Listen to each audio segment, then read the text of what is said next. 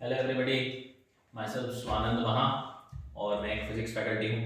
पिछले 12 से 13 साल से मैं नीट और जेईई के लिए बच्चों को पढ़ा रहा हूँ। काफ़ी बच्चे सक्सेसफुल हुए हैं एंड नीट जो है वो अभी just it's around 2 months 7th of May की डेट डिक्लेयर्ड है, टेंटेटिव डेट नीट की। एंड अक्सर यहाँ पे बच्चों के मन में कई सारे सवाल होते हैं, खास करके उस सब्जेक्ट को लेके जो मैं पढ़ाता हूँ। मैं काफ़ी टाइम से फिजिक्स पढ़ा रहा हूँ and it's about this is my 13th year.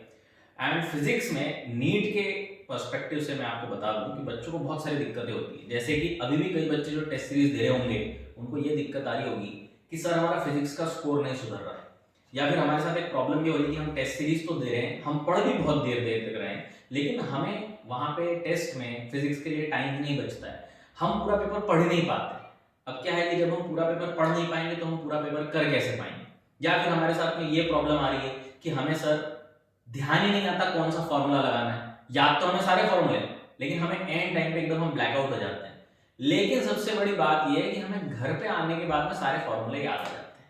तो इसका मतलब ये तो है नहीं कि एग्जामिनेशन सेंटर में कोई वास्तु दोष है ना, कि वहां पे आपको नहीं आ रहा था और घर पे आपको याद आ गया। मैं आप लोगों को अपने एक्सपीरियंस से बता दूं, अगर नीट के पेपर में किसी बच्चे को 6 घंटे दे दिए जाए, 9 घंटे दे दिए जाए, तो पूरे हिंदुस्तान के 720 में से 720 आ जाएंगे। बट द कॉम्पिटिशन इज कि आपको सिर्फ 3 घंटे मिलेंगे और उसी 3 घंटे की ही सारी बात है। यहाँ पे बच्चे अक्सर क्या करते हैं, उन्हें लगता है बस हम पढ़ रहे हैं, हम क्वेश्चन सॉल्व कर रहे हैं, ठीक है। वहां पे जाने के बाद हम सीधे एक के बाद एक क्वेश्चंस करना चालू कर देंगे और यहीं पे सबसे बड़ी गलती हो जाती है। और इसी में मैं आपकी आज मदद करने आया हूं। मेरे बताए हुए तरीके अगर आप चले तो आप खुद से देखेंगे कि आपके स्कोर में 50 से 60 मार्क्स का अगले टेस्ट से ही फर्क आ जाएगा। सी देखिए, मैं आपको ऐसी चीज नहीं बता रहा हूँ कि आप आज मेरा तरीका फॉलो करो और कल आपके 720 में से 720 आ जाएंगे। That is not possible, that is not practical. लेकिन मैं आपको एक बड़ी ही प्रैक्टिकल, एप्लीकेबल और एक वायबल अप्रोच बता रहा हूँ। ये एक ऐसी अप्रोच है, अगर आप अपने अगले टेस्ट से भी इसकी प्रैक्टिस करें तो धीरे धीरे 1 महीने के अंदर आप देखेंगे आपका स्कोर जो है वो कम से कम 20 क्वेश्चन से, मतलब 80 to 100 मार्क्स से इंप्रूव हो जाएगा। अगले ही टेस्ट में आप देख सकते हो 5 से 10 क्वेश्चन ज्यादा आप कर पाओगे। तो ये जो तरीका ये क्या है, सबसे पहले तो हमें ये जानना है कि व्हाट इज द टेक्निक। आप देखिए, आपका 720 मार्क्स का पेपर है।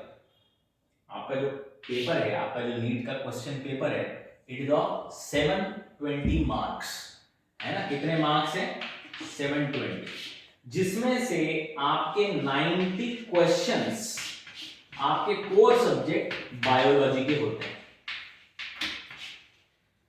45 क्वेश्चंस सेकेंड सब्जेक्ट केमिस्ट्री के होते हैं एंड 45 क्वेश्चंस आपके दुश्मन सब्जेक्ट, जिसे ज्यादातर नीट वाले अपना दुश्मन समझते हैं, बट मैं बता दूं आपको, physics is the rank giving subject in NEET. अगर आपने फिजिक्स के ऊपर मास्टरी कर ली तो आपकी रैंक आने से कोई भी नहीं रोक सकता।